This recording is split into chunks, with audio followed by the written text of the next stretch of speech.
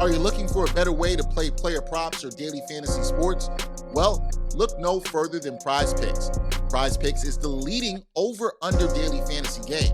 Why? Because it's so easy to use and win. You can make your picks in under 30 seconds and win up to 10 times your money in one day. Right now, we have a special offer for our viewers and listeners of A Hard to Tell podcast. All you got to do is sign up now and use the promo code BACKPACK. Prize Picks will match your first deposit up to $100. That's right. They'll match your first deposit up to $100. So, join the over 150,000 others who found a better way to play and download the Prize Picks app today.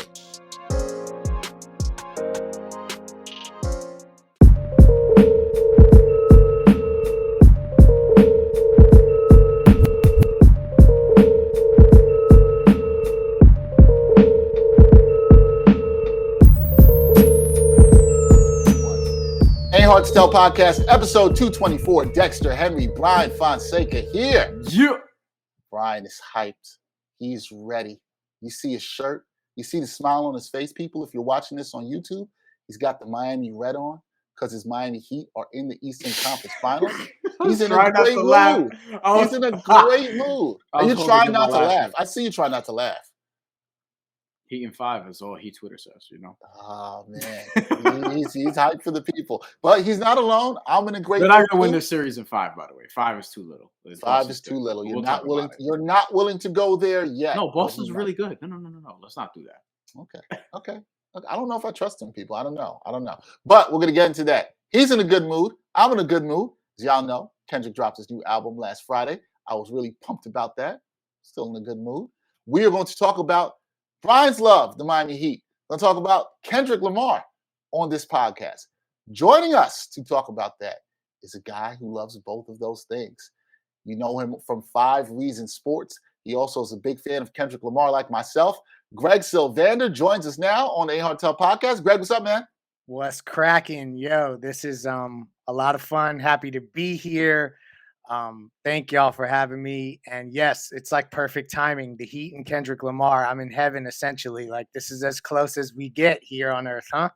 Hey, I hear you. It's a good time. I'm not really on the Heat side of that heaven part, but I get it. I get. We'll get you there. I get it. Five, y'all. He's a Knicks fan, Greg. Oh, yeah. We can talk about those. We can talk about those old battles. But a Knicks fan, who does respect the Heat. I have a lot of respect for the Heat organization, despite them stealing away Pat Riley back in 1995. I let that go. I let that go. I let it go, man. I let it go. It's all good. I let it go. But we got Greg Sylvander here with us. Greg, as we do with all other sports journalists and sports media members we have on this, we love to let you introduce yourself, the people know what it is that you do and how you got into this sports media game. So the floor is yours. Wow, I didn't know I was going to get the opportunity to wax poetic about myself, but I'll take it.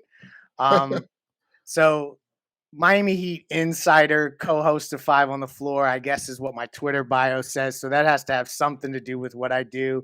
I really this all started. It's funny enough via Twitter. It was a crazy vehicle to connect heads that were like-minded and wanted to do, it was really primarily about the Miami Heat, where I kind of dove in with Miami Heat Beat, and we started doing the podcast there. A lot of fun, relatively successful considering we're just, some unorganized, crazy fans at that time, just wanting to talk about the team. But then the Twitter thing grew, the information thing continued to grow, got involved with 5 Reasons Sports Network as a part of Miami Heat Beat, and then stuck around there now as the co-host of 5 on the Floor, which is basically a daily show. Ethan has us recording about the Miami Heat daily. We've talked about everything that has to do with that team this season, but happy to do it. Excited to be involved in doing something I love, talking about the team that I love. Been a Heat fan since 1991. Been a hip hop fan since right around that same time, coincidentally. And yeah, so that's essentially how I got here. And I've, also spent some time in another lifetime as an MC who would try to record albums and do shows and do all that. So that is a part of my life as well. If you guys, that's where kind of the roots of the hip hop thing come from. Is that was initially my dream, was to be an MC. Well, not be an MC, but be an artist that was, dropping albums and doing all that. And now I'm 40 and not doing that. I mean, you still can. You ever seen that movie 40-Year-Old Rapper? That's a good one. That don't sound good to me, It's actually, I'm telling you, it's actually. Wait, that's a real movie? Yeah, 40. What's it called? 40. I feel like it's 40-Year-Old Rapper. It's about this woman. There's 4-year-old virgin. There's 40-Year-Old version, but there's 40-Year-Old Rapper. It's about a woman who decides to eventually start spitting at the age of 40. She's a teacher full time, but she decides to start. It's actually I bet good. she ain't white. She was not white. Yeah, see. Let's move on from there. was that predictable? No, I'm just saying, like, from my perspective, it's another roadblock that I just don't feel is worth me going down. Well, since we got on that, it made me think about something else, because you said you got into hip hop and at one time you actually were going to try to rap. Like, who were your inspirations, or what was the inspiration behind your rapping? Was there any artist, particular album, anything like that? I didn't try to rap. I could spit and I still can flow. I can freestyle. I stay away from that stuff for the most part. Yeah. But essentially, I was like, if you had to mix it together, it was a little bit of Wu-Tang. I got a lot of Cypress Hill, Be Real, just because of the tone of my voice. A lot of heads would compare it to Be Real, but it had some Atmosphere influence, some Brother Ali influence at that time. But I mean, it's rooted in the Outkast and the Nas, in the Biggie, and all the stuff I grew up listening to. Eminem, if I said he wasn't an influence, I'd be lying. So, it's taking little parts from all of those different artists, even some real, like, off the cuff ones like Cage and Sage Francis and heads like that are not even really like dope anymore, and I don't really listen to. But like there was a little blend of all that I got involved in.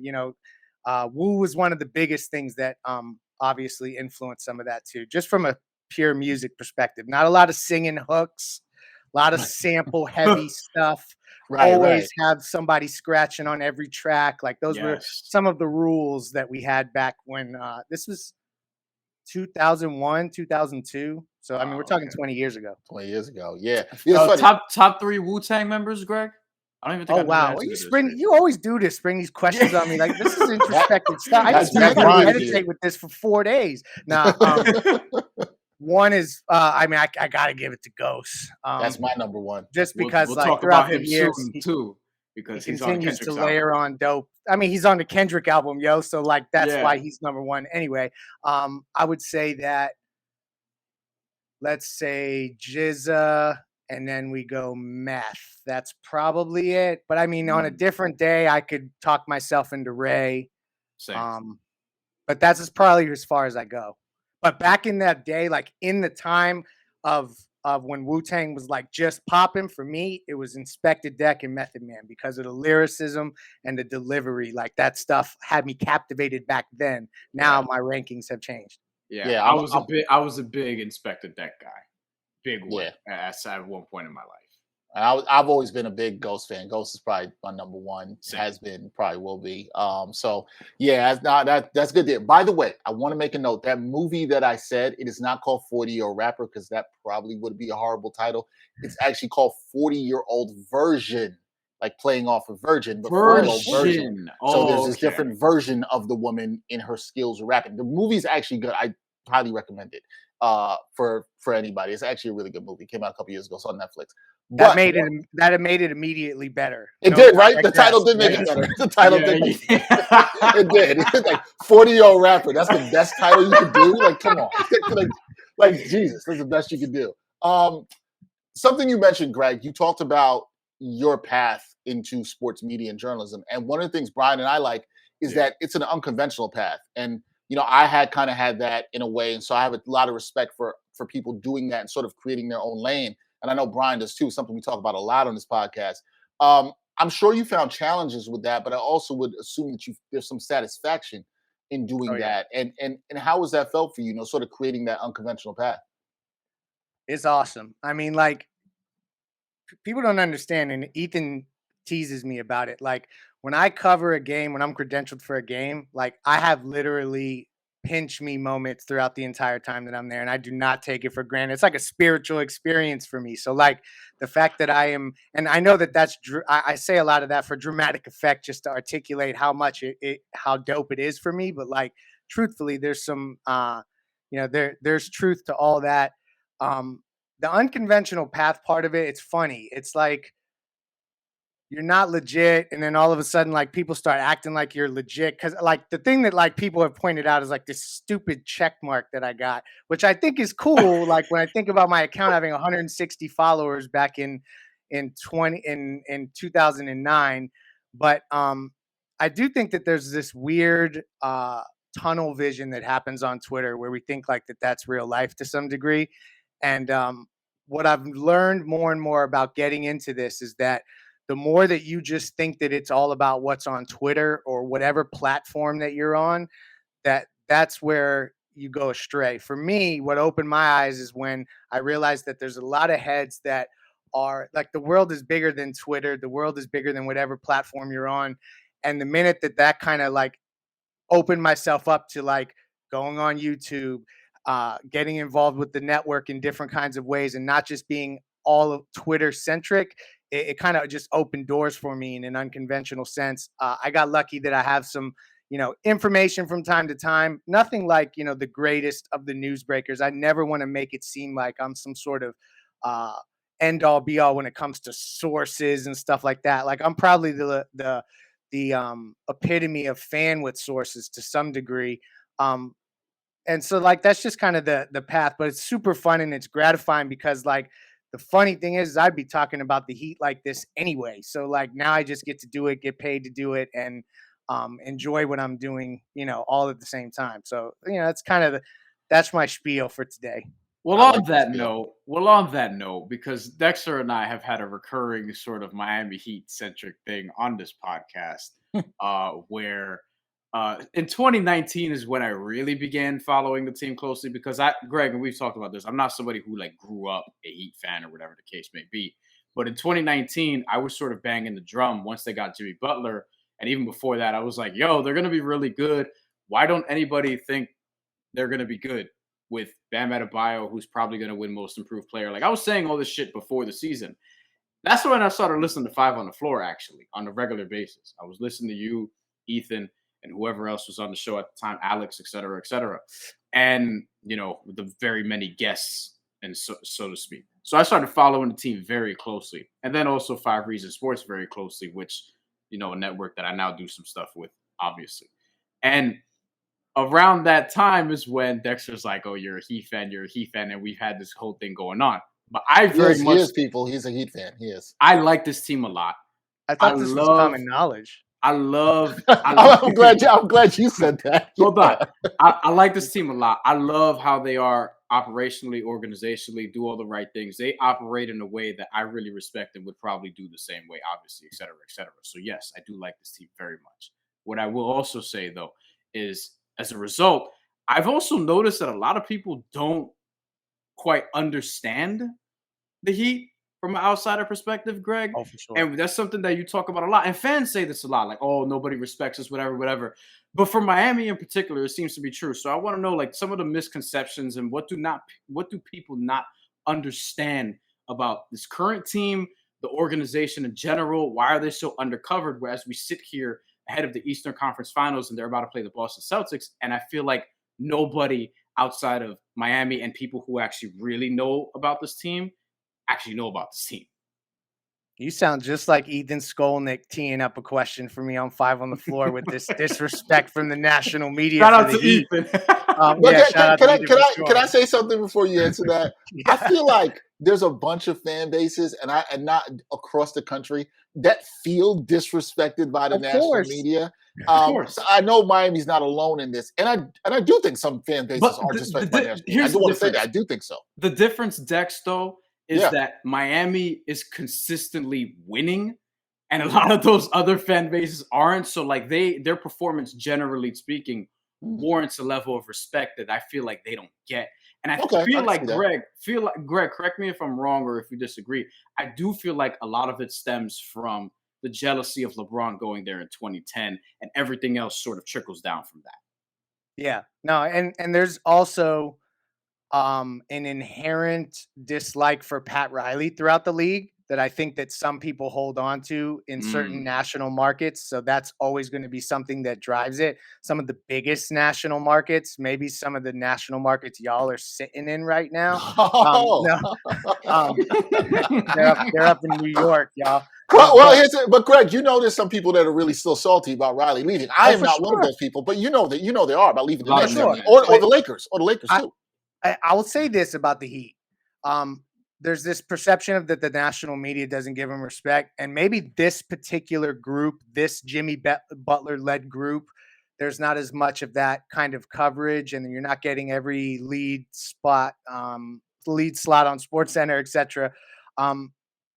So there's stuff to learn about this group, but I get a little weird with like the whole persecution complex or inferiority. It's some sort of complex that you have where you think that you're always being slighted by the national media. Yo, there used to be a Heat index on ESPN. Like there's all the sports up at the top, right? Like the big sports with like 30 teams in each sport. And then there's a whole icon for the Miami Heat that you click on, and then a whole page as if it's like its own league was the Miami Heat back in 2010 when the Big Three got there. So I just feel like it maybe is the makeup of this group specifically not being as sexy as some of these other teams to talk about, whether it be the tabloid drama kind of stuff or whether it be just style of play. Like Jason Tatum is incredible to watch. Steph Curry is incredible to watch. And Jimmy Butler gets done in a different kind of fashion. But I think that the more that they see this team on the big stage, what you're going to see, and this is going to be crappy, and I'll have to talk about it a lot on 5 on the Floor because it's coming, they're going to flip. And you're going to see everyone's going to love this team. And they're going to be talking about how great they are. If they were to like make the finals, watch for all those one-on-ones and all that. So I'm a little gun shy with like saying that they're, as a franchise, every year overlooked by the national media. No, but I will say I feel like they have been overlooked these last, like since Jimmy got there. Yeah, I feel like during this run more so. Yeah. But to your point, I don't know why, but Jimmy doesn't inspire that. I don't know that thing that the other superstars do, and I don't understand that. He got personality, like I was saying. He's kind of like UD, Dwayne, and Chris Bosh all rolled up into one. So like he's good to talk to. He's articulate. I don't understand why people don't gravitate more to him. Maybe he cusses too much. Maybe. Dexter, professional storyteller, award-winning storyteller. Let me ask you this. Yes. Like, because the Jimmy Butler thing is interesting to me because in America, we like stories, right? And we claim to like the underdog. Yeah. And he was homeless at 13 and he didn't play AAU basketball and he went to junior college for a year. And then he played at Marquette and he was all Big East honorable mention, wasn't on the first, second, or whatever teams. Like he was honorable mention.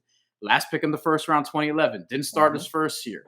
Began starting and wasn't even that good, wasn't playing that much until his third year, became most improved player, like really got it from the ground up and is now somebody who probably is going to make the Hall of Fame one day. And people still want to leave him outside the top 20 or say he's not really a star or not really this and his game is boring or whatever the case may be.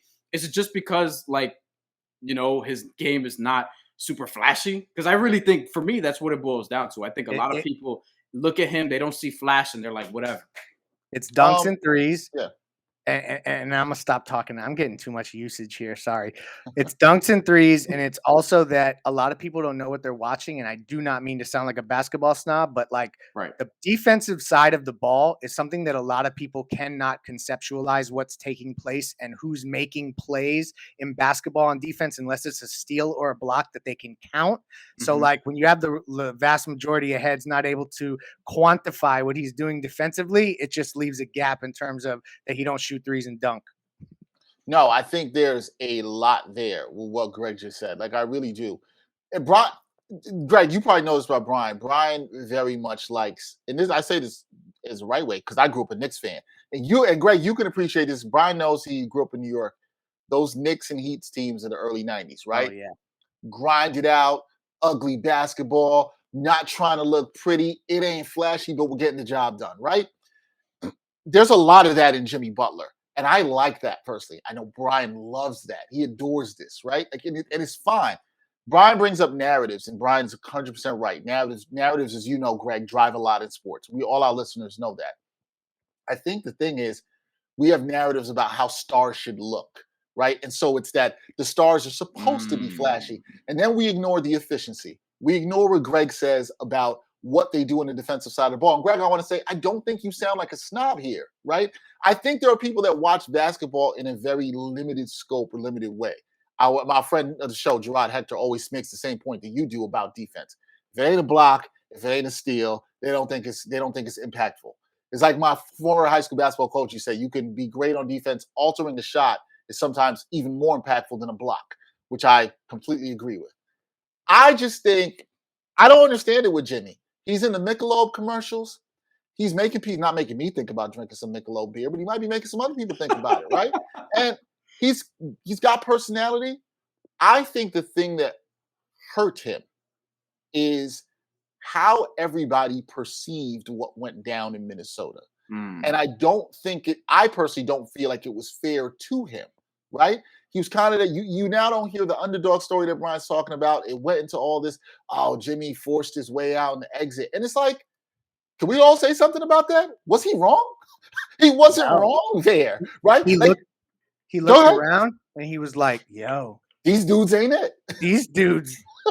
And they paid them and didn't want to pay him. Even though, and here's the thing too, like about that Minnesota Timberwolves thing. They were the 4th seed when he tore his meniscus. Yep. And they fell to like 9th by the time he got back, and he had to drag them back into 8th. And then they obviously lost in the first round because they got a bad matchup. That was a good Houston Rockets team. And Jimmy wasn't even 100%, I don't think, when he came back. That's the only time Minnesota made the playoffs without Kevin Garnett ever until this season. Mm-hmm. The only time. That's the other thing about it, Dex. It's like, yo, I sound like somebody who's just always defending him, but yo, if you just in the most simplistic of ways, every team he's left has gotten worse, and every team he's joined has gotten better. And I think there's something to that. And I'll let you jump in here, Greg. I think there's something to that. And then that's what I'm taking you in 2 steps. So you got the Minnesota thing, which I think hurt him because there were certain perceptions people didn't like what he did at the practice. I'm not in that group. I think sometimes you got to call out when there's some bullshit and people ain't doing something right in the organization. And sometimes you got to call it out. And that's what Jimmy Butler did. Now we take it a step further, right? We go to where he got traded in Philadelphia. Was Jimmy Butler right again? Yes, he was. Yes, he was. Right? He knew what was going on, and the organization decided to choose Brett Brown and Ben Simmons, or if you want to even say Al Horford over and Tobias Harris. Yeah. And all that stuff over him, right? A player's winning. And now you got Joel Embiid out here who just got his ass beat by the Heat, talking about how he misses him. Like he's amazing that he's wrong. Like, it's very true. You know what I'm saying? And still, with all that, to Brian's point and your point, all that says to you is, Jimmy Butler's a pretty damn valuable star. Yeah. Maybe we should want him on our team. Maybe we should show him some love. But the man does not get that love. So I'm not even being the Jimmy Butler defender here, but I'm with y'all. I don't think he gets the respect he deserves. That's all I'm saying. The Heat are going to force them to love him. Yeah, they got to. They got to. What do you, Greg? Anyway, Greg, I want to ask you, because Brian always talks about this. There's all this talk in the last couple of years, despite while I agree with Brian, the Heat haven't gotten the same level of love. But there's all the talk about, Heat culture. What are misconceptions about Heat culture? Because people sometimes like to act like it's a thing, but then it's not a thing. So, like, how much time you got? No, we got time. We still gotta get to Kendrick, though. We do. That's why I'll be concise. Okay. So the things that Heat culture is not. It is not just a marketing slogan. It is not just a bunch of old. Like, I'm gonna be straight up with y'all. It's not a bunch of old white men screaming at the young athlete and wagging this finger at him, which I think that's a conception that people have of it, which is not what it is. It is a level of accountability that's not in every locker room. It is an emphasis on strength and conditioning, which is not in every locker room. It is also, as we've seen recently, it is having the ability to have tough conversations and to take constructive criticism and not get butthurt about it. And then there's just an element also of working hard that I think they probably have pushed to the limits at times. I know in the Alonzo Mourning, Tim Hardaway days, they push practices to limits that they shouldn't have, in my opinion. But it's just about kind of, if you're in the best, if you're going to play against all this elite talent, the best in the world, what's going to separate you is being in the absolute world-class shape. And that's just the kind of stuff that they emphasize. And, it gets glorified by people like me who love to talk about it in other ways and say it's the deciding factor in every organization. But in certain ways, it kind of is. Well, it's hard for me to say that to argue that it's not, right? Because, and I was talking about this with a friend today. There's so many organizations in the NBA to get this stuff wrong, right? It's hard to not look at the Miami Heat, and I understand why Brian likes certain things. And I see it, Brian. See, I'm not even clowning you on this. Yeah. I'm actually and defense first. Defense first. Okay, Greg, right? 100%. This is from Nick. Listen, as a Knicks fan, Riley just took what he was doing in New York and brought it down to Miami. Like, make no bones about it. The reason why we all laugh at New York is that, like, it's just crazy that one dude could fax up a piece of paper and shit could go so downhill from there. Yeah, I mean, everything went downhill from there, except for the time in '99 when we upset y'all's 8 seed. But outside of that, it was pretty downhill. Why you gotta bring up old shit? Why you gotta bring up old stuff? Look, I love Allen Houston, so I'm gonna stay shut. But Greg, the thing I was going to say is that I don't think it's a misconception, right? Is that the Heat, you look at their track record, particularly if you want to say over the last 10, take out the LeBron era. After that, I was bringing this up to somebody the other day. After that, you guys had some signings that were, you could say, questionable, right? Yeah. The Tyler Johnson, Hassan Whiteside, everything in that era. My least Here's something I don't think people give the Heat credit for. When they realized that wasn't the thing, that wasn't working, what'd they do? They got off. They started to rebuild. They didn't hang around that. They didn't hang around the mediocre players. They got Jimmy Butler. Yeah, they identified a star who fit what they want to do, where they want to be, what they want. Because Pat Riley said, Greg, right? I let the culture slip, or we let the culture slip. You're right. And they brought back Jimmy Butler. They brought in Jimmy Butler, rather. And the culture's sort of been back. Riley learns from his mistakes. He really does, which I think he doesn't get enough credit for, learning from his player relationships with Dwayne and how he's handled Jimmy. Like, you can undoubtedly, trust me, Pat has learned from his mistakes. Yeah, he does. And he does. And then the other thing you look at is in the last couple of years, the guys they've been able to find, right? Whether it's late in the lottery, whether it's a Max Strus, a Gabe Vincent, and you start looking at this and like, yo, how do you keep finding all these guys? When are the Knicks gonna find some of these guys? That's what I'll say. You know what I'm saying? I say it with a little bit of jealousy, but I also say it with a ton of respect. Is that something you look at as part of Heat culture, Greg? The fact that they're able to identify and then develop the talent consistently. They're doing it consistently. Yeah, and they've been doing it forever. Like, even back in those Knick days, like Heat Knick days, like in the very end, Bruce Bowen is someone they found. Ike Austin, but Sean Leonard was undrafted. So back then they had a starting shooting guard that was undrafted. So this goes back further. But I think where they should get the most credit for it is that they went a period where they were very top heavy, very free agent driven. And they did not value their draft picks for good reason. I think they maybe could have used them in a different way, but they didn't value them because they were in win now mode. They had LeBron James. They had a heat index on ESPN.com, so they're not going to worry about draft picks. But for them to pivot and be able to then lock in on the developmental side and realize, okay, we're not going to have the best picks in the draft. So what are we going to do? We're going to churn out undrafted guys that produce like late first or like mid first or whatever the case may be. I just think that should be credited because they recognized that there was a pipeline through the G League that they were utilizing far before. There were teams that weren't even getting started in the G League, and the Heat was really focused on it and sending guys down there to kind of learn the system and have that, like you're learning from the ground up. So I think that they just, to get on that bandwagon after like going after, like in one day you're whining and dining LeBron James trying to get him to come, and the next day you're like getting Gabe Vincent to find his career. Like, I just think it's an interesting two different data points that are far from each other. Yeah, no, and they've done a fantastic job. Are you concerned about this organization when Riley's gone? Like, is that a concern for No, you and Heat fans? no, because the Eric Spoelstra succession moves planning. up, right? Right, Greg? Yeah, the succession planning has been something that is not talked about much, but Eric Spoelstra is going to have this organization handed on a silver platter. I think Chris Quinn will be the head coach eventually. And so, like, to me, the other thing Riley does, and we're not giving enough time for the Kendrick album. The other thing Riley does is he trusts his people more than ever. And a lot of stuff doesn't even need to make it to Pat's desk because it gets taken care of long before that. And I think getting that kind of structure in place with Andy and just everyone else that's there, they're going to be fine without Pat when he's just advising. Yeah, yeah. I'm see continuity. Look at the confidence you So can we have. can get to the Kendrick album. Let's Yes. just real quick predictions for Heat Celtics. We should go around the room. I just did this on a Bahama Rican Boys on 5 Reasons Sports, and pretty much everyone said Heat in 7. We did get a Heat in 6. I think it's going to go 7, so I'm going to go out first and say Heat in 7. What do you guys think? 7. Okay. I'm going with Celtics in 7. Sorry, guys. I'm not keeping it a Heat trifecta here. Greg, why are you picking the Heat in 5? Just tell us. No, Heat in 6. I'll give the Celtics an extra game. However, I would like to make this clear.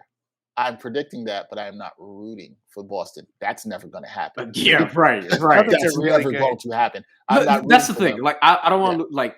They're really good. I think the Heat having home court advantage still does matter because That's they fair. are very good at home. That's the main thing for me. Like, for me, I feel like the Celtics almost have to win in 6 if they're going to win the series. And for me, I think one of the keys is if Miami can win the first 2 at home, they're good because I think it's going to be very hard to beat that team 4 times in 5 games. Do we think? Are you guys concerned? Lowry's not playing game 1, and Marcus Smart is questionable. Any concerns with that, especially with Lowry? Or are you okay, Greg, because the Heat have looked all right without Lowry? You know, Gabe Vincent coming in and doing the thing. Oh gosh, we have such first world problems when it's like, do we want Kyle Lowry to play in game 1? I don't know. They've been so good without him. It's crazy. How much money are they paying Kyle? Kyle got the $30 million.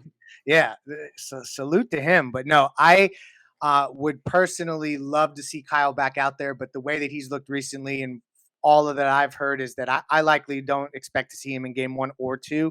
I think that they're going to wait and see how this series plays out. They're a confident group. I'll just say that. They are a very, very confident group. And I think that until something changes, being down in the series, something like that, they're not going to rush Kyle back. Okay. They've learned to play without him. It's weird. They have, and they've played well. That's the thing. They played well. All right. Yeah. Well, I hope I'm wrong about Celtics in 7. I'm hoping I'm wrong. I'm hoping for Heat in 7. The only time you'll hear me say "Let's go Heat," that's it. We will never hear those words come out of my mouth again.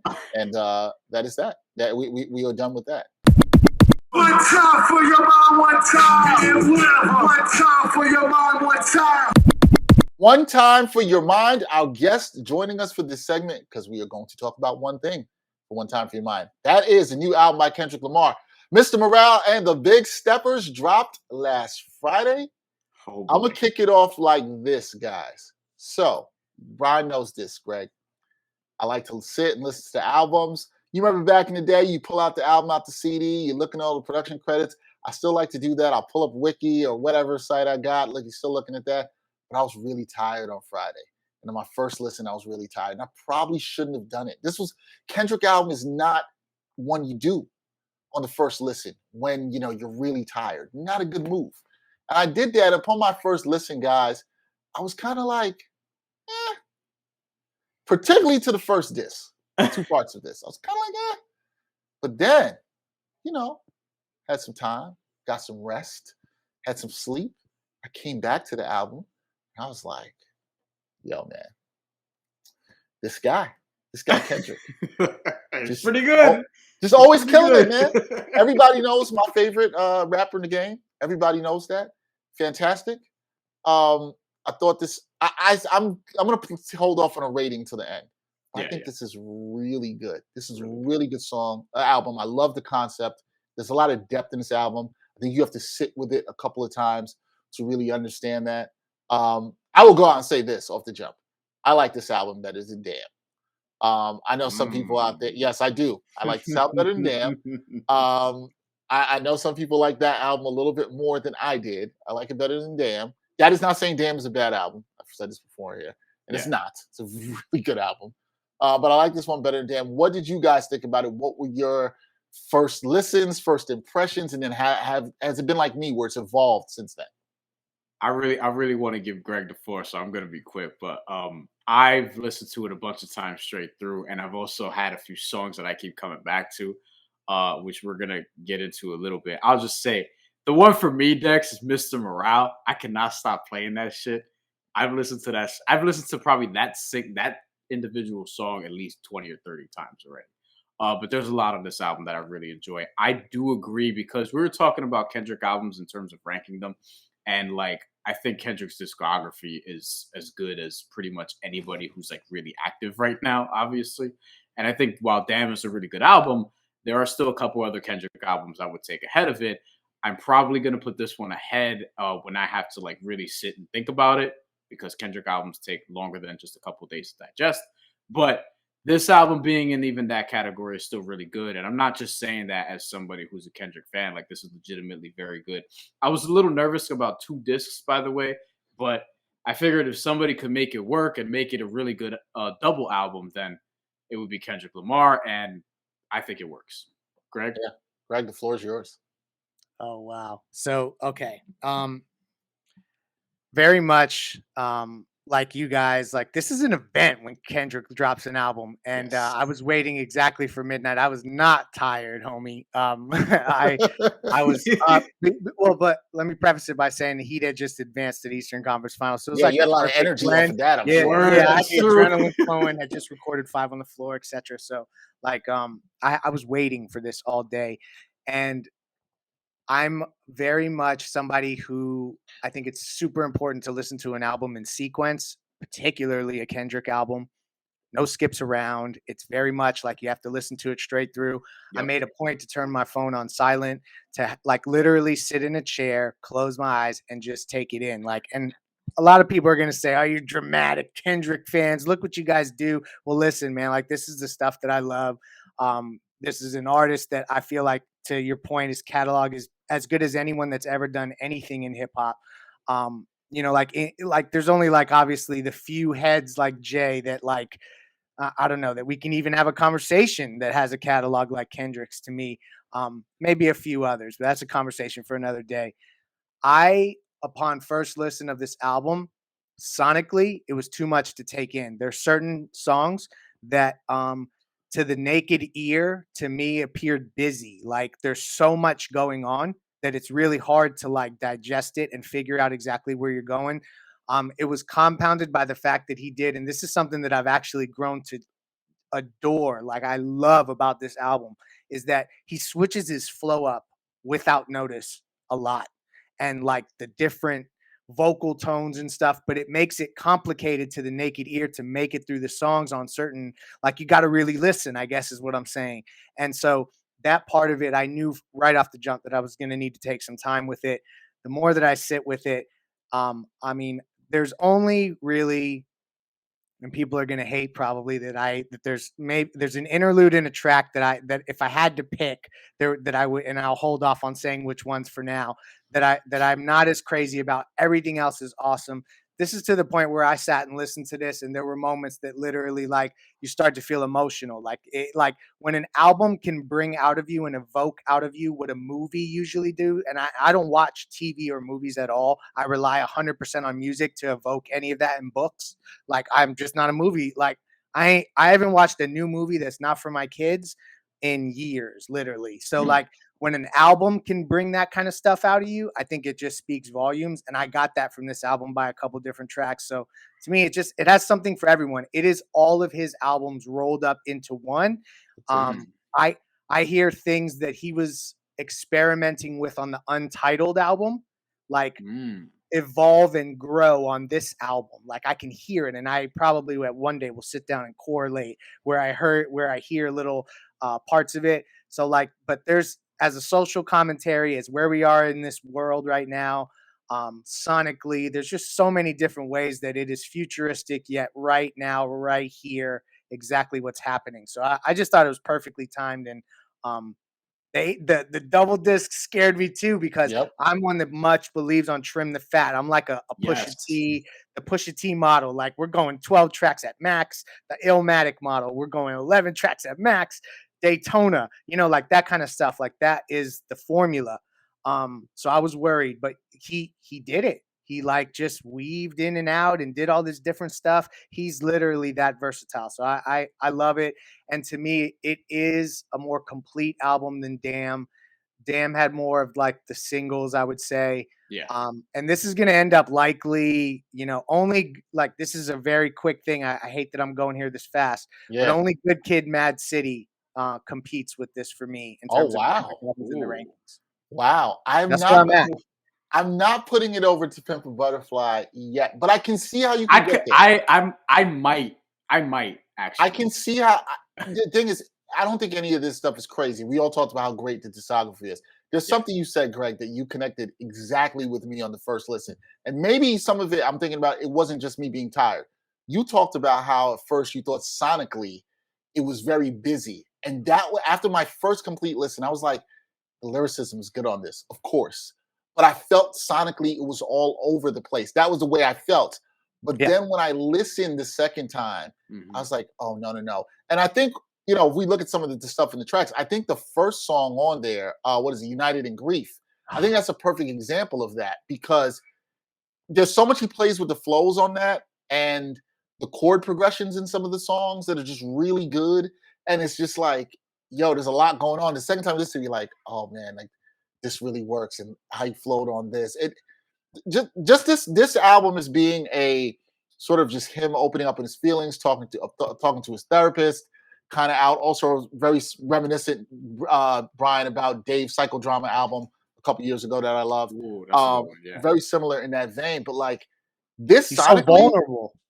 Yeah, say that again. Yeah, he's so vulnerable on this. Vulnerable on this album. Whoa. Yeah. More than people could say, oh, Good Kid, Mad City and this and To Pimp a Butterfly, but this was so vulnerable. He touches so many aspects and opens up about his life from infidelity to, regret and, not being that different from other rappers in terms of materialism and all this stuff that I just absolutely love. Favorite tracks? No, actually, let's not. I don't want to do favorite tracks. That's too easy. I'm intrigued because, Greg, you said something too, and I have a feeling that you and I might not be crazy about the same track that some other people are crazy about. Oh, and here's my thing on the album. Let me say this before I let Greg go. Let me pull up the track. You know this, Brian. I'm exactly like Greg. Don't trim the fat. Yes. I was nervous about the double album like you guys. Dexter loves 12 songs. 12 to 14 track albums. It, most classics are like that, you right? Understand me. I understand. Yeah. I do. So it's true though. Most classic albums 10, 12, 14, I could take out I could do away with both of the interludes here. Don't need them. Don't really need. Do they bother me? Am I gonna Am I absolutely gonna skip it if I'm playing? Tell them the test. Tell them the test. I have a cleaning test for albums. If interludes and skits can really annoy me. If I feel like I got to go across the room, hit my phone, skip it, that's when you know it's bad. I don't think they're quite there, but I don't need them. And then there's two other tracks I'm like, I could kind of do without. Outside of that, one is growing on me though. Outside of that, I'll get to that in a second. But Ryan, I'm gonna start. What tracks are you don't care for on this album, if there are any? Anything that you do not like, you like, we can get rid of. This is going to create an argument. We're going to start debating here. You mentioned the interludes.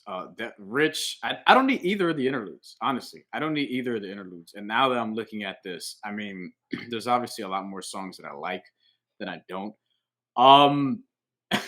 So. Okay, put everyone on the screen here, Dex, please. This is more.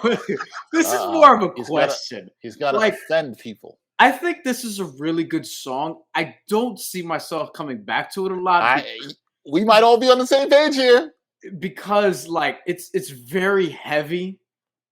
We cry together. Yes. Oh.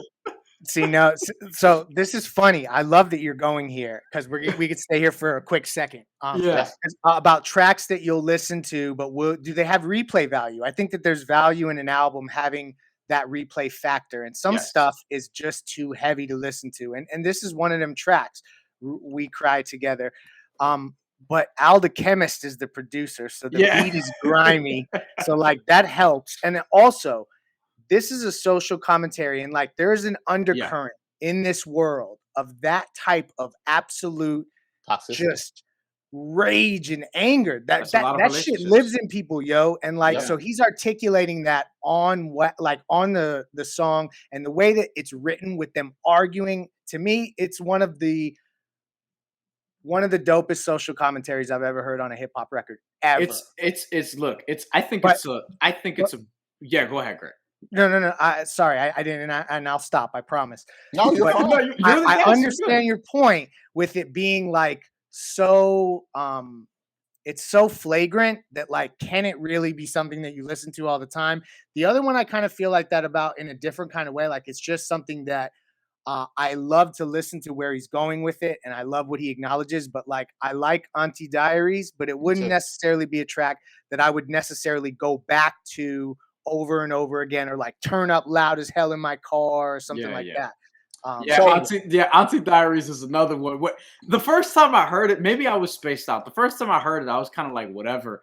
And then when I really started paying attention, I was like, oh shit, this is a lot.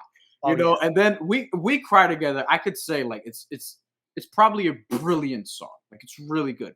Kendrick also gets worked on that record, which is fucking hilarious. All right, yeah. Taylor Page kicks his fucking ass, but it's a great one song. person wrote all that. Kendrick probably did. No. I'm just saying, like in terms of the verses, though, like she was killing them. But and for me, luckily, knock on wood, never been in that kind of relationship. And if you are, please leave. You should do that. Right. You should. But the thing, that's a PSA.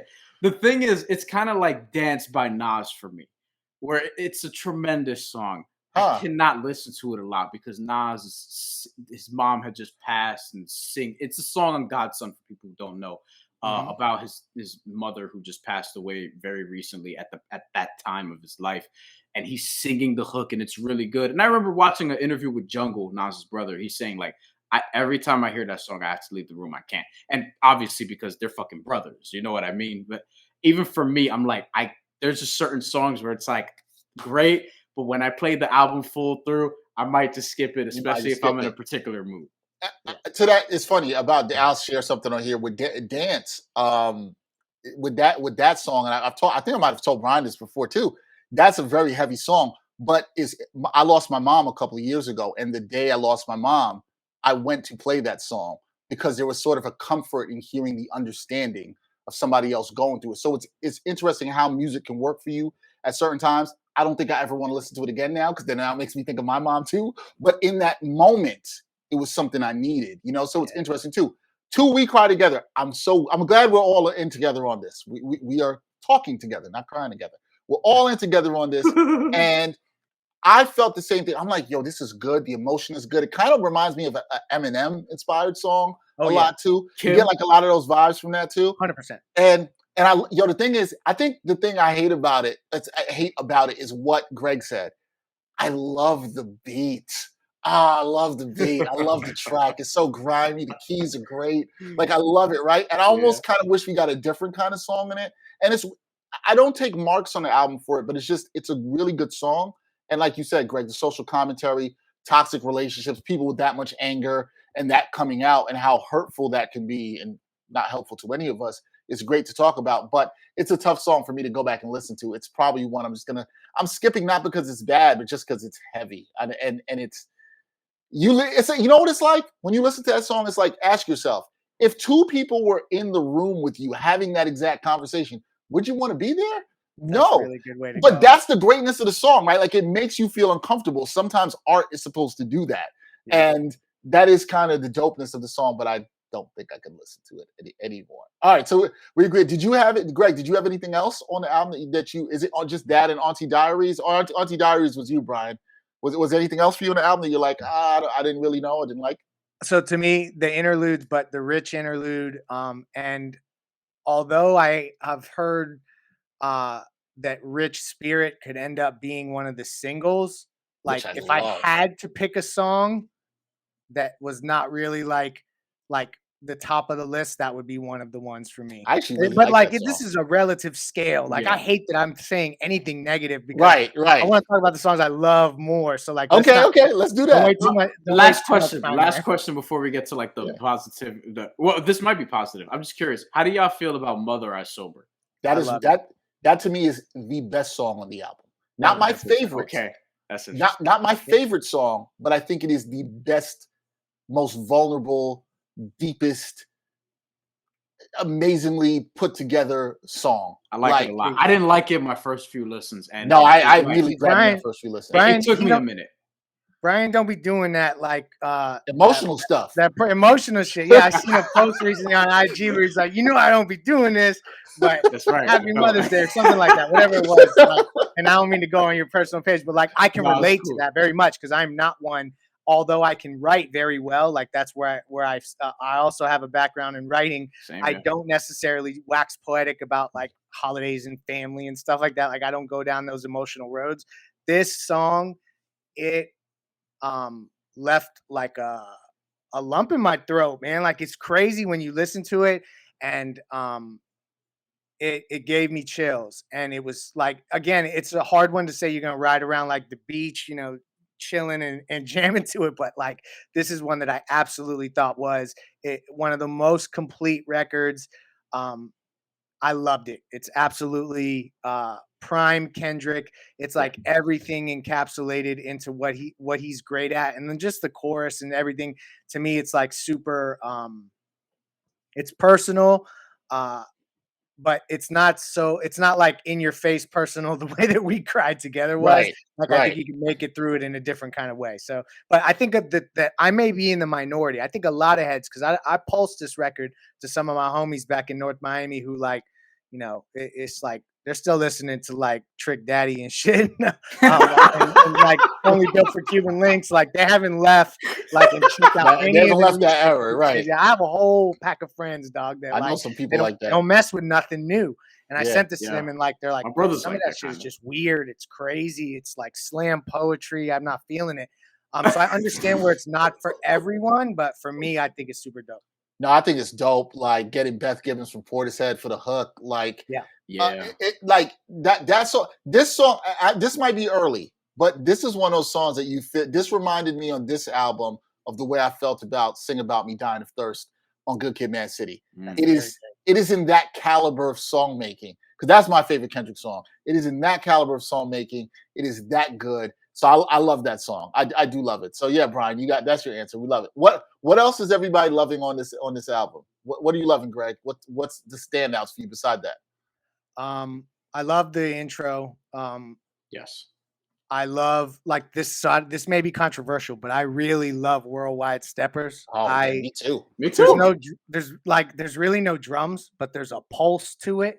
And just like the flow, like to me, and the fact that like he starts in a certain flow and you think he's going in that direction, that and then all of a sudden he like just completely slants like on some Tyreek Hill shit, just like like goes in a different direction. Like I love shit like that.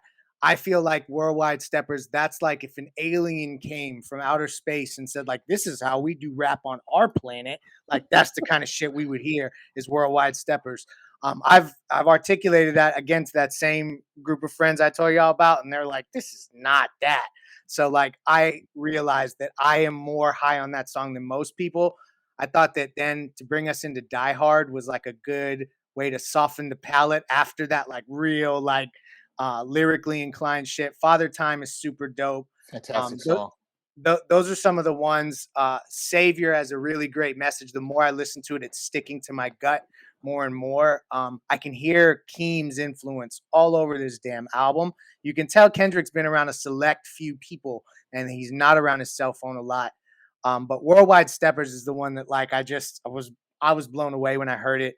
And Father Time is it's right up there. The other thing that I just want to mention while I have the floor is that there's a lot of references to a spiritual teacher by the name of Eckhart Tolle, and I listen to a lot of his talks. I meditate often, like y'all know, like that's my other thing. Like the whole non-dual path is like something I'm very interested in and enthusiastic about. Eckhart Tolle is a really amazing resource for me. I read his stuff, and for Kendrick to have sought him out and to have had conversations with him, that lets me know where his wavelengths are, and like it makes me look at the album differently. And if you read any of Eckhart Tolle's books, you'll know if 3 people get introduced to what that guy is teaching, the world is a better place immediately. Yeah. So like, I just want to really emphasize how important I thought it was dope to see him integrate that in. And then there's this like PD Lang video from 2 years ago that has like Kendrick up like on top of a telephone pole. Have y'all seen that? And he's like sitting up there, leaning up there.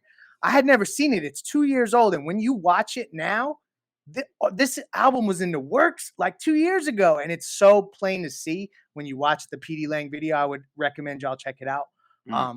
It's crazy when you see it, and it changed my outlook on the album as well. I'm gonna, I've heard about it. I got to check that out. I would like to say this off of what Greg said. One of my best friend put me on Eckhart Tolle about, I don't know, 5 or 6 years ago, and I read his first book, which is The Power of Now. I've never read A New Earth. That I've yet to read. The Power Now, and I don't want to get too preachy on this, but it changed my outlook a lot. That's what I will say.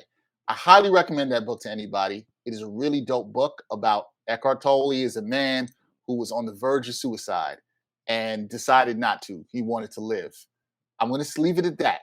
And it ain't preachy. Like, it's not preachy. The book's like not, y'all need to understand, because I don't deal with that kind of shit. This ain't preachy. Me either. Me either.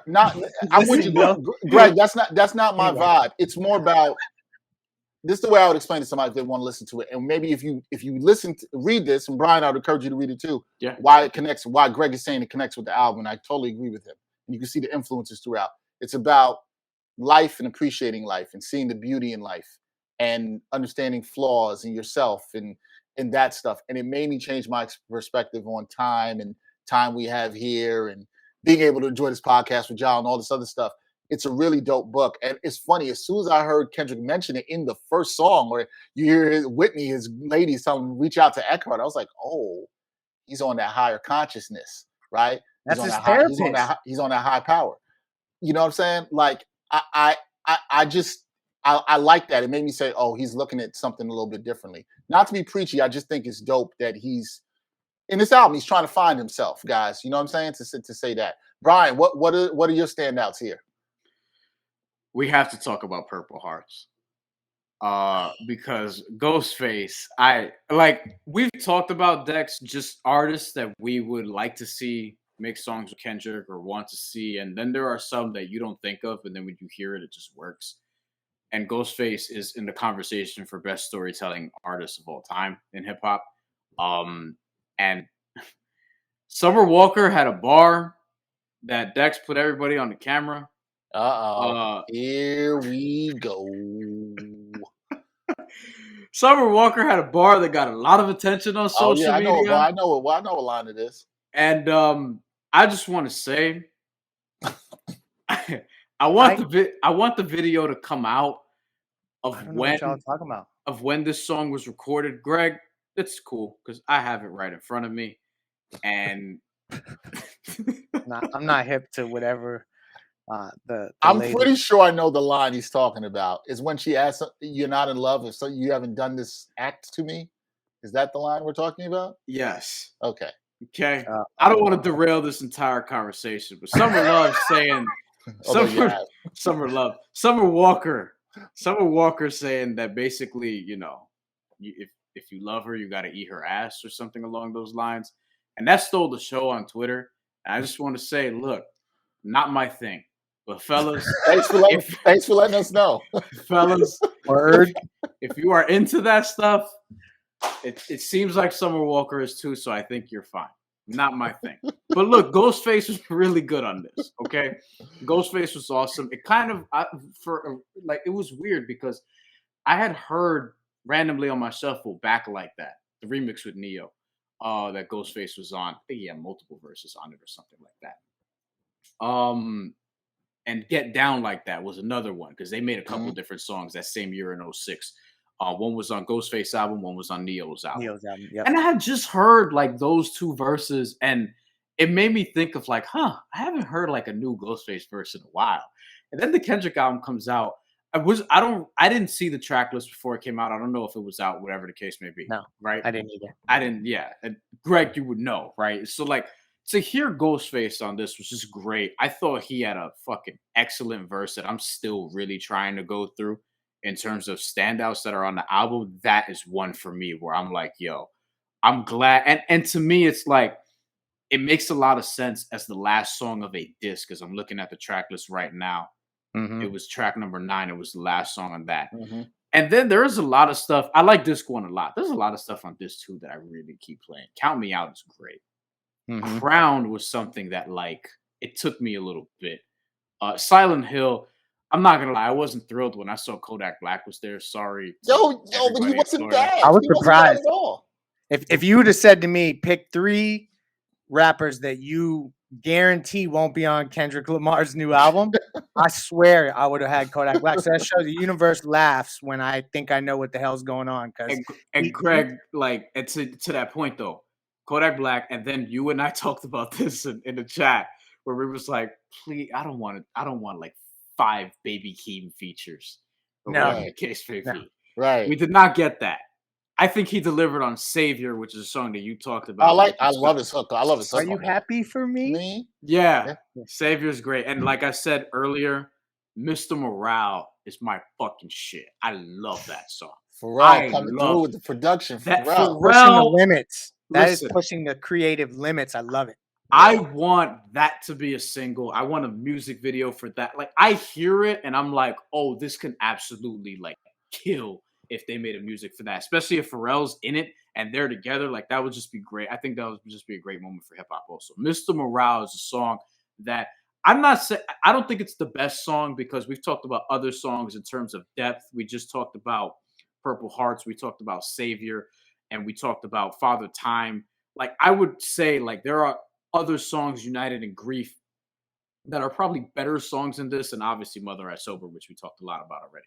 But Mr. Morale is the one where I'm like, it checks a lot of the boxes in terms of a song that has high replay value for me personally. One of those is, does it work in the gym? And it absolutely does work in the gym. So it's a great fucking song, Mr. Morale. I love it. But this album, I don't know like where, like it's still too early in terms of placing and things of that nature. I'll tell you what though, when we do our end of the year hip hop show and do our top 10 albums for the year, I'm sure it's gonna be in both of our top. If I split up the discs and I'm like disc 1 and disc 2, they'll probably both make the list, honestly. But we're not gonna do Finally, that. you like a project in 2022, Brian. I know it's been an underwhelming year to start for you. I love Denzel Curry's album. Stuff and you know what I mean? I love Denzel Curry's album. I really like Vince Staples. I like Pusha T's, though. I feel like I'm a little bit under consensus because consensus is really high. And I'm like, I like it, but it's not Daytona. Right. And I don't want to use that as I hate to say that because that makes me sound like a hater. And I love Pusha. But sometimes something's not something else. Benny dropped the album. Benny allegedly and his goons allegedly beat up Freddie Gibbs. Another story for another day. Benny and Conway's albums, I didn't love them. I liked them, but I didn't like. I'm waiting for like they felt like jabs, like stay busy projects. But for me, this Kendrick album is something that we're going to be talking about later on. Don't y'all think, real quick, on Mira, the last track? So this would be the last track of the last disc. That he's saying peace the mother out. That's what I wanted to talk. That's what I wanted to talk about. That's what I wanted to talk about, Greg. Thank you for bringing that up. And then I'll get back to my. It also is the last album of his deal with TDE. So it is. It could be representative of that. That was my first thought. But I was thinking, Greg. I was thinking what you were thinking too. I thought he's going to listen to the lyrics on that. He's saying I might. He said I might have to say peace to the culture. That's kind of like the last bar in there. I'm kind of taking that out of context a little bit there, but. I was like, yo, is Kendrick done here? Is he done rapping? Has he given us all that he has? He's bared his soul. He doesn't want to be the savior. He doesn't want people to look at him as this uber person of morality. He bared his flaws, and now he's done. I don't know how I feel about that, man. I don't. Rappers retire all the time. I ain't buying that shit. Jay did it to us. We thought Yeah, Jay was done. We thought Jay was done in Zoo- 03, right? Sky Zoo just dropped the album, great album last year. And on the last song, he was talking about like, if this is it, whatever. And on Instagram recently, he was posting with some producer. I'm forgetting who the name was. I'm sure the album's going to be dope because it's Sky Zoo. And it looks like he's working on another project. Rappers, one of Well, he told us when he came on here. We had Sky Zoo on the show, and he told us he was contemplating retirement. Talked to Fonte. Rappers don't retire. And Daddy Yankee retired earlier this year, and I was like, no, the fuck he didn't. He'll be back. He just had a verse on fucking Tata with J Balvin and Bobby Shmurda. Yeah, and Eladio Claro. Like come on, man. Greg, do you think he's done? Are you ready for him to be done? Of course not. I do think I do think I'll say this, that there is a point where people have kind of done everything that they can do. And I think if there was ever a dude who would recognize when that moment was, Cole is kind of in this group too. It would be a dude like Kendrick, where he wouldn't just start putting out filler. Like he's not going to, like he literally dropped this album and did not need to do anything to market it at all. Nothing. And everyone was waiting like with their hands out like this. Like, so to me, he's not going to do it unless it works perfectly. He said he had writer's block for 2 years. We didn't talk about that. I thought that was like a really interesting thing for him to bring up. Yeah. So like to that point, I think that he's going to be very selective in what he does. And I don't know what the PD Lang aspect of this is, because it looks like that's where this is heading, just in terms of like the branding is away from TDE, and good, because maybe them dudes will start releasing all them damn albums I'm waiting for. But anyway, like I don't think this is the last we've heard of Kendrick, but this is goodbye for now. Yeah, and that's fine. Speaking of that, before I share some of my favorite tracks, we've been waiting on this for years. A lot of us have. You probably know where I'm going with this. Do you think we are ever going to get that Cole and Kendrick album? Is that ever happening? I've given up already. Yeah, I've given up. I mean, I've given up on that and the Black Hippie album, and I wish I didn't have to, but I want them both. I actually want the Black Hippie album more. I want the Cole. I want the album with him and Cole. I'd like to. I want the Black Hippie album more. I want the Black Hippie album more just because they grew up together and shit. But I feel like they're so far removed. None of them dudes were even on this album. Like I don't. Correct. I think that's yeah. Fun. Yeah, I mean, I like none of them been on any album since Section 80. But yeah. Yeah, except for J Rock on Money Trees. My bad. Oh, Money Trees. Oh man, such a good song. Mad City's so good, yo. Yeah. I don't even want to conceptualize how to rank albums right now. I forgot what we were talking about because you just brought up that verse. Now I was talking about Cole and Kendrick joint album. Oh, I don't think we're ever going to see that album. But that's like, to me, that's like Dwayne and LeBron. And like, I guess I'll stop here because this will be maybe the most controversial thing I'll say, because I want to hear your favorites. I honestly believe Kendrick Lamar is like the most evolved MC to ever exist. I feel like MCing is very much like basketball. Like, there's a reason why when you watch film of Bob Cousy, we laugh and we say, like, look what Kyrie does today. I feel like MCing has a degree of that in the way that it evolves. And like what we see from Kendrick and Cole today, to me, is the most advanced level of doing it that has ever been done in the history of the human race. If I'm being hot, I don't think anything that is a hot take, because I guess I'm just in the belief of like everything evolves, right? Like, which is why no shade to your boys in North Miami, or people who just stay stuck in like one time, like the 90s and stuff like that. Like shade. Everybody knows, like Brian knows, Jay and Nas are my two favorites of all time, right? And Kendrick has been in my top 5 once he put out To Pimp a Butterfly. And Cole is right there in that upper echelon. But those two dudes have pushed it forward for me. They like, before I listen to it, I'm like, look, I love Jay and Nas, but these dudes have then pushed it forward, and I hope they continue to do so. But when you said Kendrick is the most evolved there, Greg, and where I do agree with you, I think what Kendrick has done, in my opinion, is, and Vine does not like this artist, love this artist in this way, right? But the thing I used to love about Kanye was that he pushed artistry in hip hop. Not the best rapper, right? But as a pushed hip-hop in artist, past tense, people, by the way. And yes, he pushed a lot of the sound sonically in hip hop.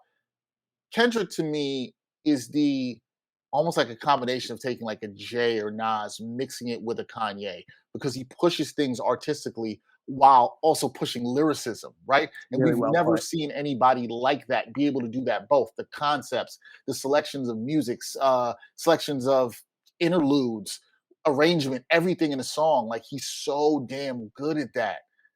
Put damn in there. You see what I did? So great at that. And I agree with you on the evolution. I don't think that's crazy to say. I think people who hold on to older sounds, older rappers, they want to be like, nah, that can't be that. Nah, things evolve, man. Like someday somebody will come along, hopefully in hip hop, we love hip hop, that'll be better than Kendrick and push it further. That's how it should be. That's how things always are going to be. My favorites on this album, a lot of what you guys had touched. Mother I Sober, as I told you, I think that is the best song, and I think that's one of the best songs of Kendrick's career. I, like you, Greg, I love Savior. I think that's a fantastic song. I love the hook. It's really infectious. I like that. I like that a lot. Rich Spirit, I know you said you're down on that, but there's something about that. I could totally see that as a single working. Yep. And I don't know, something about it, just I like it. It's bouncy. It really works. I think the beginning of this album is really strong, stronger than I think I initially realized. United in Grief at 95. Worldwide Steppers, I'm with Greg on this. Yes. Love that song. Love the very slight beat change you get in that song. That only lasts like 4 bars, and then it goes right back. Really love it. I think the production on this is great. I'm with Brian on Mr. Morale. I think Mirror, the last song we talked about, is also really great song. Kendrick has closed his albums well. If you look at all his albums, he really has really good songs to close these albums. I think this is a good one. Sometimes I've already played that song. I can get into a vibe where like, damn, I kind of get this feeling of sadness of what you said, because you're like, damn, is he leaving? Are we not going to hear him anymore? Is this gone away for a while? But there's a lot of great songs in this album. The other thing that Greg brought up, Brian, that I think is good too, is that you know me. I love tight albums, but I also love how this album was released. We did not get an official single. We got the Heart Part 5 last week. Had me all hyped. That's all I played last week. I didn't hear anything else. It's not on the album.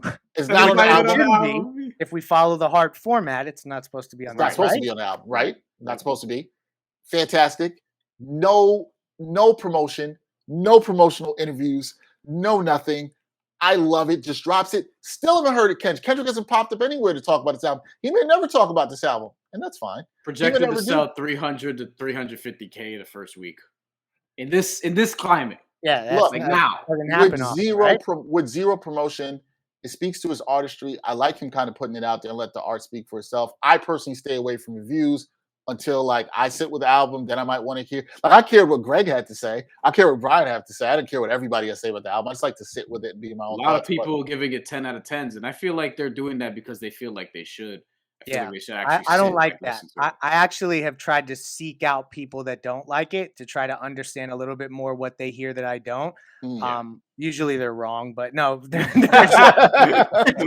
a few people that have pointed out things to me where I said, oh, I didn't think about it that way. And there are songs that are not for everybody. And like, I can totally respect that, but yeah, I can totally respect that. But I think we all are like, we all really like this album. I think it's really strong. I think it's another great body of work for Kendrick. And I'm excited for whatever comes next. I'm going to check out that PG Lang video for a couple years ago that I didn't see. I'm going to check that out and see that. But I like the mindset of where he is and you know what I like most? The growth of him as an artist on this album. And I think that's what you can see. And I think that is dope. And this is what we should want out of artists. Like, that's another thing I want to say real quick that I think Greg hits on about evolution. There was a time in hip hop, and maybe for us, Greg, because we're of the same age, right? Growing up, and Brian knows this to his brother, where, you know, you didn't see artists evolve as much in the early part of the careers the way we've seen Cole and Kendrick. Those guys we didn't want them to. We was like, yo, they got to be hard. They got to be out here moving these drugs and telling us about it, right? Which is fine, telling these stories, and this fine. And that was in all hip hop. But we had this box that we sort of put these men in, and women too. And I think that for artists like Kendrick, Cole, and I'll even put Drake in this too, I think have opened up more emotion and talked about vulnerabilities around masculinity that I actually think is dope. And I think that should be furthered in hip hop. And I think Kendrick has been one of the leaders on that. And so salute to him on this album and doing that. And I'm going to enjoy it and digest it for Months more. I don't see myself stopping to play this anytime soon, Greg, right? You're not stopping this anytime soon. No, I was gonna say, like, this is a funny thing. We could have like a bi-weekly touch base, and we would have completely new information to share on this album. That's how deep it is, and so like that just speaks to how dope. So we'll have to do this again, like maybe in 6 months, and we'll have new takes on the whole thing, like it's our first listen. I feel like we need to have you to come back on for like just a hip hop episode. Because you know what we should do, Brian? We need to have Greg on like at the start of like next season when we're getting close to the end of the hip hop awards and check in with Greg about stuff that he's been liking this year. You just got to come back on and just do hip hop for that one. Especially since there are albums that we are waiting for that still have not come out. Yes. Freddie Gibbs in June. As just announced recently, Joey Badass is coming back in June. Logic is dropping in June. Logic, I probably won't run to that one, but Logic is coming out in June. Look, Joey Badass, like Kendrick Lamar, this will be his first full-length album in 5 years. So we loved All American Badass. So like good. I think that was my album of the year that year. It was that year for you. Yeah. So and it was close because Dan was in the top 5. 444 was up there. 2017 was good. It was a good year. And like I said, Freddie Gibbs. Though I'm a little, and y'all know I love Freddie Gibbs up here because that's been an ongoing theme since literally the beginning of the show. But I'm a little bit nervous about the album coming out because one, just a lot of producers are rumored to be on it. So it sounds like it's going to be an attempt at going commercial. Two, I've not loved some of the Lucy's that's come out. Didn't like Four Things at all with Big Sean, and there's another one where I'm like, but Black Illuminati was dope and Big Boss Rabbit was pretty good. And also, he keeps like fucking getting fucked up and like beefing with people, and I don't like that. That scares me. I don't want no rappers to die, yo, or at least not any rappers I heard of before. Because sometimes rappers be dying that I ain't never heard of before. But I hope they're okay too. But, I hope. No. Sorry, gotta walk that back. Freddie Gibbs. I agree. Like I hope, and I also thought the album was coming sooner. And there's something about what he does with Al on them records where it's just that one sound that weaves it all together or with Madlib, for instance. So it does get a little tricky when you start sprinkling in different producers. It takes certain ears to compose those records and make it a project and not just a compilation of songs. So we'll see how it goes. But I'm still excited for Freddie. Yeah. There's not a date. He was just saying June, and I don't know what the update is. But yeah, Joey Badass, Logic. And also, Dex, you hit me to this one. Danger Mouse and Black Thought. Can't wait for that. That's an August. No Gold Teeth song? Yeah. That joint is dope. Yeah, I listened to it finally. And you know what's crazy, Greg? Greg, you know this too, because you remember when the rumored Dangerous Thoughts was supposed to come out way years ago. That was talked about with him and Danger Mouse. So the fact they're finally getting this done, I can't wait. There should be some good stuff coming out this year, like you mentioned, Brian. Hopefully, Static Selector should be dropping another compilation project. Maybe we get something from Cole. We might get the TE run. We should start to see that go, right? J-Rock, let's go. Absol just dropped a single that was pretty good. I like that. Schoolboy Q. Schoolboy Q. I like that soccer dad joint. I'm a soccer dad, kind of basketball dad.